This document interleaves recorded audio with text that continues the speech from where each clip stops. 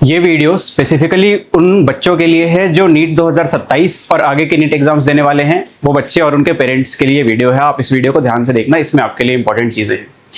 देखिए, जब इस साल का नीट एग्जाम पेपर लीक वाला इंसिडेंट हुआ, उसके बाद जो ऑनरेबल एजुकेशन मिनिस्टर हैं उन्होंने ये बोला कि नीट का एग्जाम में पेपर लीक का जो ये प्रॉब्लम है ये सिस्टमिक हो चुका है। हर साल पेपर लीक की न्यूज आ रही है, कभी डिनाई कर रहे हैं, कभी एक्सेप्ट कर रहे हैं। इसको परमानेंटली खत्म करते हैं और नीट को सीबीटी मोड पे शिफ्ट करते हैं।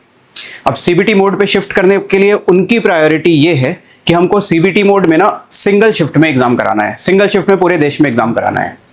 यहीं से ना प्रॉब्लम स्टार्ट होती है, जिसके कारण ये वीडियो बनानी पड़ रही है।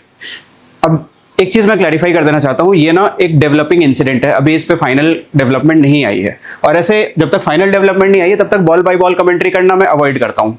हाउएवर, यहाँ पर एक एक्सेप्शन है, यहाँ पे मुझे आपको एक इंपॉर्टेंट बात बतानी है, इसलिए ये वीडियो बना रहे हैं। तो अभी 1 या 2 जुलाई को एक पार्लियामेंट्री कमेटी ने एक रिपोर्ट सबमिट की है एजुकेशन मिनिस्ट्री के पास, जिसमें उन्होंने ये बोला कि अभी हमारे पास इतना डिजिटल इंफ्रास्ट्रक्चर, इतने पीसी, इतने सर्वर्स है ही नहीं कि हम सिंगल मोड में ये एग्जाम करा पाए, सिंगल शिफ्ट में ये एग्जाम को करा पाए। तो हम एग्जाम सिंगल शिफ्ट में तो नहीं करा सकते, तो फिर क्या ऑप्शंस हो सकते हैं? तो उन्होंने अपनी तरफ से कुछ ऑप्शंस भी दिए एजुकेशन मिनिस्ट्री को। ये ऑप्शंस वो ब्लूप्रिंट्स हैं जिनके बेसिस पे अगले साल एग्जाम हो सकता है इन पैटर्न्स पे। पहला कि सेपरेट सीबीटी एग्जाम्स कराई जाए, जैसे कि एमबीबीएस के लिए अलग एग्जाम, आयुष के लिए अलग एग्जाम, नर्सिंग के लिए अलग एग्जाम। इस तरह से अलग अलग कोर्सेज जो अलाइड सब्जेक्ट्स हैं उन सबके लिए अलग अलग एग्जाम कराई जाए, ये एक ऑप्शन हो सकता है। इस ऑप्शन में एक प्रॉब्लम है कि फॉर्म भरने वाले जो होते हैं ना, वो आयुष और एमबीबीएस के कॉमन होते हैं। और रिसेंट टाइम्स में ट्रेंड देखने को मिला है कि नर्सिंग वाले बच्चे भी नीट का फॉर्म जरूर भरते हैं, जस्ट टू टेस्ट कि कैसा, बस बैठने के लिए। तो ये मुझे लगता है कि काउंटर इंट्यूटिव हो सकता है, क्योंकि अलग अलग फॉर्म्स का इशू जो है ना वो है, सब लोग बच्चे जो है वो सारे फॉर्म्स भरते हैं, तो ऐसा नहीं हो पाएगा कि बच्चे जो है वो सेपरेट हो जाएंगे। दूसरा, वो बोले कि अगर आपको सिंगल शिफ्ट में एग्जाम कराना है तो आप ऐसा कर लो कि एक स्टेट का एग्जाम एक दिन कराओ, फिर किसी और स्टेट में अगले दिन, फिर किसी और स्टेट में अगले दिन। तो ऐसा होगा कि एक दिन में एक स्टेट का एग्जाम कंडक्ट हो पाएगा। अब इस बात में थोड़ा लॉजिक है, क्योंकि नीट की जो काउंसलिंग है वो कंप्लीटली स्टेट वाइज होती है। जो ऑल इंडिया काउंसलिंग है वो सिर्फ 15% बच्चों के लिए होती है, 15% सीट्स के लिए, बाकी सारी काउंसलिंग स्टेट वाइज होती है। इसीलिए ये एक पॉसिबिलिटी जरूर है, इस पे हम वापस आएंगे।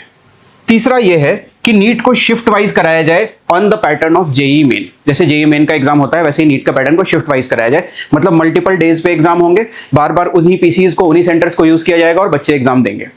अगर ऐसा करना है तो विथ करंट इंफ्रास्ट्रक्चर 20 शिफ्ट्स में एग्जाम कराना पड़ेगा। 20 शिफ्ट्स में, यानी कि 10 दिन मॉर्निंग और इवनिंग की शिफ्ट्स लगेंगी, क्योंकि जेई में जितने बच्चे होते हैं नीट में लगभग उसके 1.5 गुना बच्चे होते हैं, बहुत ज्यादा बच्चे होते हैं। तो 20 शिफ्ट में ये एग्जाम को कराना पड़ेगा।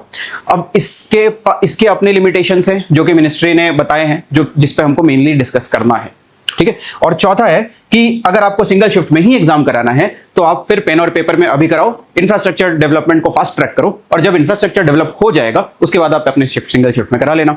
अभी के लिए इस एग्जाम को पेन एंड पेपर मोड में जैसा चल रहा है वैसा चलने दो। तो आप देख पा रहे होंगे कि ये 4 तरीके हैं, और अगले साल जो एग्जाम होगा मोस्ट प्रोबेबली इन चारों में से एक होगा, पांचवा कुछ हो नहीं सकता, है ना। मोस्ट प्रोबेबली इन चारों में से कुछ एक होगा। अब यहां पर जब भी एग्जाम शिफ्ट में होते हैं और रैंक कॉमन बनानी पड़ती है, तो एक चीज होती है जिसको बोलते हैं नॉर्मलाइजेशन।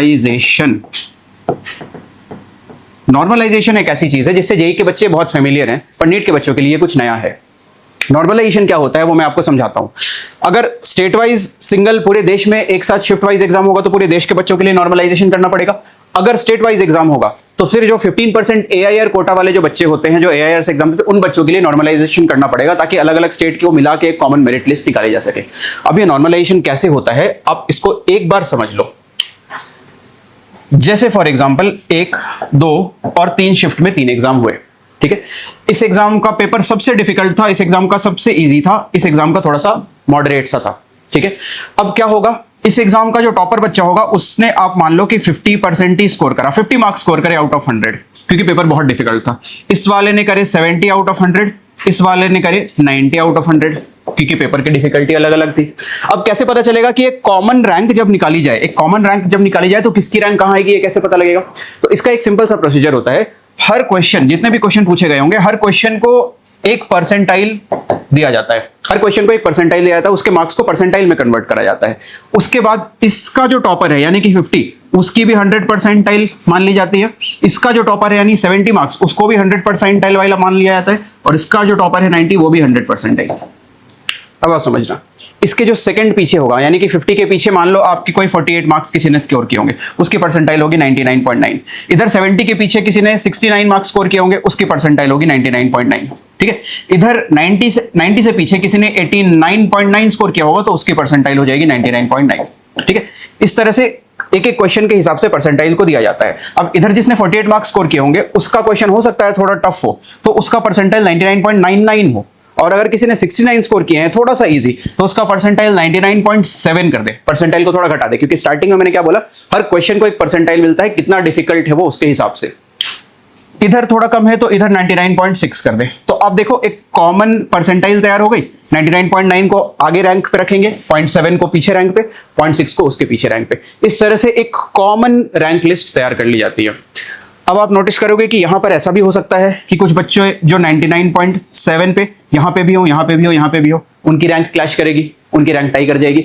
ऐसी सिचुएशन को अवॉइड करने के लिए जेईई में ना डेसिमल के बाद 7 प्लेसेस तक परसेंटाइल को कैलकुलेट किया जाता है, ताकि अगर कोई क्लैश करे तो इसी केस में कर सकता है जब 7 परसेंटाइल तक उसकी परसेंटाइल कॉमन आ जाए, 7 डेसिमल पॉइंट्स तक उसके परसेंटाइल कॉमन आ जाए, तब जाके उनको इक्वल, तब जाके वो इक्वल रैंक पे होते हैं, तब जाके फिर टाई ब्रेकर लगता है। इस तरह से अलग अलग शिफ्ट के एग्जाम को नॉर्मलाइज करके एक कॉमन मेरिट लिस्ट बनाई जाती है, जो कि अब नीट में मोस्ट लाइकली होगी, क्योंकि ये दोनों एग्जाम्स, अगर ये दोनों में से कुछ भी अप्लाई होता है तो। ठीक है, मिनिस्ट्री का इसमें एक ऑब्जेक्शन है। जेईई में ना लगभग 14 से 15-16 लाख बच्चे एग्जाम देते हैं। नीट का एग्जाम 22 लाख से 25 लाख तक की भी चली जाती है, कभी कभी लगभग 1.5 गुना। तो इस केस में ना टाई ब्रेकर करना बहुत ज्यादा मुश्किल हो जाएगा, क्योंकि बच्चे बहुत ज्यादा हैं, तो टाई ब्रेकर जेईई के कंपैरिजन में ज्यादा टफ हो जाएगा। दूसरी चीज ये कि मैथ्स में ना आप एक कॉन्सेप्ट पे 10 क्वेश्चन बना सकते हैं जो आसपास की डिफिकल्टी के हो। ये बच्चे और पेरेंट्स भी फील कर पाएंगे कि मैथ्स के क्वेश्चन में एक कॉमन कॉन्सेप्ट पे कई सारे क्वेश्चन नंबर चेंज करके बनाए जा सकते हैं। बायो में ना एक कॉमन कॉन्सेप्ट पे 1, 2, 3 क्वेश्चन की बहुत लिमिटेशन है। उसके बाद जब आप क्वेश्चन चेंज करने लगते हो ना, तो क्वेश्चन का लेवल बहुत वेरी करने लग जाता है। ठीक है, तो इसलिए मैथ्स में जितना आसान है एक ही पैटर्न के एक ही टॉपिक पे मल्टीपल क्वेश्चंस निकाल पाना जिसकी डिफिकल्टी आसपास हो, बायो में वो चीज थोड़ी मुश्किल है। इन सब बातों को देखते हुए मिनिस्ट्री का कहना है कि हम ऐसे प्रोसेस में नहीं जाना चाह रहे जिसमें हमको एट द एंड नॉर्मलाइजेशन करना पड़े। प्लस नॉर्मलाइजेशन का एक और साइकोलॉजिकल फैक्टर है। देखिए, कुछ बच्चे ऐसे होते हैं जो टफ पेपर में कंफर्टेबल फील करते हैं, टफ पेपर में अपने पोटेंशियल से थोड़ा ऊपर स्कोर कर देते हैं। कुछ बच्चे होते हैं जो टफ पेपर में घबरा जाते हैं, वो पोटेंशियल से नीचे स्कोर कर देते हैं। तो आप जिस पेपर में बैठे, वो जिस शिफ्ट का था, उस पेपर की डिफिकल्टी क्या थी, वो आपके हिसाब से एडजस्टेबल है या नहीं, इस हिसाब से आपका पर्सनल स्कोर ऊपर नीचे हो सकता है। और ये एक तरह से आप समझ पा रहे होंगे कि एक लक का फैक्टर यहाँ पे एक इंट्रोड्यूस हो जा रहा है कि मैंने जिस एग्जाम में बैठा, अगर मैं डिफिकल्ट पेपर के साथ ज्यादा कंफर्टेबल होता हूं पर मुझे इजी पेपर मिल गया, तो स्कोर मेरा बढ़ेगा, पर उतना नहीं बढ़ पाएगा जितना किसी ऐसे बच्चे का बढ़ेगा जो इजी पेपर में कंफर्टेबल फील करता है। ठीक है, और क्योंकि नीट एग्जाम स्टार्टिंग से ही कंट्रोवर्सीज में रही है, आप देख रहे तुरंत कोर्ट केसेस लग जाते हैं, रिजल्ट को डिले कर दिया जाता है, काउंसलिंग वगैरह सब डिले हो जाती है। तो इसीलिए मिनिस्ट्री ये चाह रही है कि ये नॉर्मलाइजेशन प्रोसीजर जब हम करेंगे, कोई पेपर आसान आएगा, कोई पेपर टफ आएगा, उसकी डिफिकल्टी में प्रॉब्लम आई तो ये वापस से कोर्ट में जाएगा। क्योंकि जेईई में अभी तक ऐसा नहीं हुआ, पर बहुत सारे दूसरे एग्जाम्स जैसे कि बैंकिंग के एग्जाम्स, आरबीआई के एग्जाम्स, नाबार्ड के एग्जाम्स, जिसमें फॉर्मलाइजेशन फर्दर होती है, नॉर्मलाइजेशन, उसमें ये चीजें कोर्ट में जाती हैं। कोई पेपर अगर एक्सट्रीमली टफ आ गया, उसके मार्क्स भले बढ़ जाए, पर बच्चे बोलते हैं कि हम उतने मार्क्स और ज्यादा ला सकते थे अगर पेपर थोड़ा सा मॉडरेट आता तो। ठीक है, तो नॉर्मलाइजेशन अपने आप में थोड़ा सा फ्लॉड तो है, जिसके कारण एनटीए चाहती है कि पेपर को सिंगल शिफ्ट में ही किया जाए, पर सिंगल शिफ्ट में अभी कर नहीं सकते, जिसके कारण हम वापस अपने इन 4 पॉइंट्स पे आ जाते हैं। ठीक है, ये पूरी बात है। ठीक है, अब इसमें मुझे आपको क्या मैसेज देना है, हम उस पर आते हैं। ठीक है, देखो बेटा, 2013 का साल था जब नीट होती थी 2 बार में। 2012 तक नीट 2 बार में हुई है, प्री और मेंस। प्री में सब आते थे, उसमें से कुछ बच्चे मेंस क्वालिफाई करते थे, वो मेंस का एग्जाम देके डॉक्टर बनते थे। बच्चे सारे प्रीलिम्स की तैयारी कर रहे थे, प्रीलिम्स में इजी क्वेश्चन आते थे, उसकी तैयारी कर रहे थे। अचानक से फरवरी में सीबीएसई जो उस वक्त नीट कराती थी, उसने ये बोला कि नहीं जी, इस बार तो एक ही एग्जाम होगा, सिंगल एग्जाम में हम सिंगल पेपर मिलेंगे। कब दिया जाएगा एग्जाम से जस्ट 2 महीने पहले उन्होंने ये अपडेट अचानक से बॉम्ब ड्रॉप किया। ठीक है, 2016 में क्या हुआ, तब ऐसा होता था कि नीट जो है वो सिर्फ ऑल इंडिया 50% काउंसलिंग के लिए, 15% काउंसलिंग के लिए होती थी, बाकी 85% के लिए अलग अलग स्टेट्स अपने अपने एग्जाम लेते थे। नीट ने उस साल एकदम एडमेंट वे में ये बोला कि नहीं, सिंगल एग्जाम होगी और सिंगल एग्जाम ही होगी। अब इसमें जो स्टेट्स इसको अपोज करते थे, दूसरे गवर्नमेंट वाली स्टेट्स थे, उन्होंने अपना अपना एग्जाम ना अप्रैल मई में जल्दी जल्दी, मार्च अप्रैल में जल्दी जल्दी कंडक्ट करा लिया कि नहीं हमने तो एग्जाम करा लिया है, हमारा रिजल्ट आ गया है, अब मर्ज नहीं कर सकता। उन सभी एग्जाम्स को कैंसिल कर गया, उन सभी एग्जाम्स को कैंसिल करके दोबारा से एक नीट कराई गई जून जुलाई के महीने में।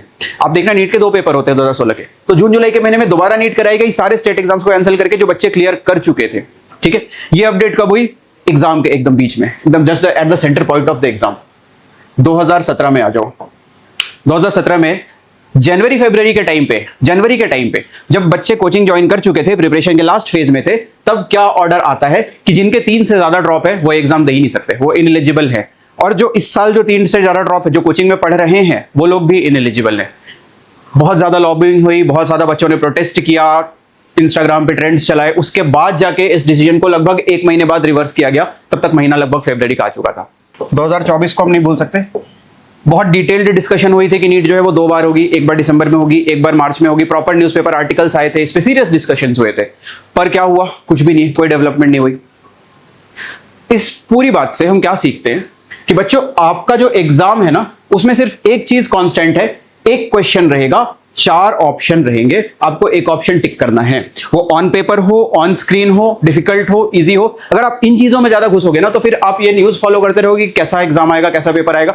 बहुत साल दर साल मैंने ये देखा है कि जो ऐसे बच्चे हैं जो अच्छा पढ़ते हैं, मेरिटोरियस हैं, पर सिर्फ इस कारण से वो इस चीज में एंशियस रहते हैं कि एग्जाम किस पैटर्न का होगा, मुझे किस पैटर्न में एग्जाम देना है, वो अपना एग्जाम बिगाड़ लेते हैं। तो आपको इस चीज में नहीं पढ़ना है। अगर आपका एग्जाम आपको देना है, तो बस आपके लिए एक ही चीज कांस्टेंट है, एक क्वेश्चन 4 ऑप्शन, एक सही ऑप्शन होगा, आपको वो लगाना है। ठीक है, आपको बस इस चीज पर फोकस करना है। तो ये पूरी डेवलपमेंट थी, और इसमें ये 4 मोड्स हैं जिसमें से एक में ये एग्जाम हो सकता है। अब ऑब्वियसली जैसा भी होगा इस पे हम अपडेट करेंगे, लेकिन जैसा कि मैंने आपको दिखाया पास्ट इवेंट से हमको क्या समझ में आता है कि अपडेट जून जुलाई अगस्त जनवरी फरवरी तक भी जा सकती है, जनवरी फरवरी तक भी डिले हो सकती है। तो आप इसका वेट मत करो। एग्जाम कैसे लेना है ये उनका प्रॉब्लम है, आपका प्रॉब्लम है उस एग्जाम के लिए प्रिपेयर्ड रहना ऑन टाइम। आप उस एग्जाम के लिए प्रिपेयर्ड रहो। बस यही अपडेट आपको इसमें देना था बच्चों। Thank you.